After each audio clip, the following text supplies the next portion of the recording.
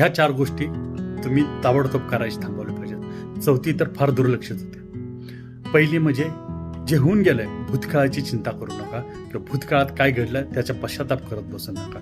जे होऊन जायचं होतं ते होऊन गेलेलं आहे. आता त्यातनं फक्त धडा शिका.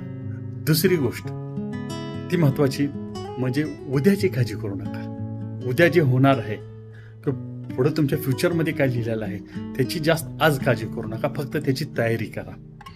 तिसरी गोष्ट, स्वतःचा आनंद दुसऱ्यामध्ये शोधू नका. तुमचा आनंद हा तुमच्यामध्येच असतो आणि त्या आनंदाला तुम्ही स्वतःमध्ये शोधा. जेव्हा दुसऱ्यामध्ये आनंद शोधता आणि समोरच्याकडून दुर्लक्षित केलं जातं तेव्हा तुम्हाला नाराजी येते. आणि चौथी फार महत्वाची गोष्ट म्हणजे स्वतःची ताकद ओळखा. स्वतःला कधीही कमी लेखायला जाऊ नका की मी हे करू शकत नाही किंवा मी माझ्याकडनं हे होणार नाही. तर स्वतःला हे करू शकतं असं स्वतःला आश्वासित करा. बघा, तुम्हाला कुणीही रोखू शकणार नाही.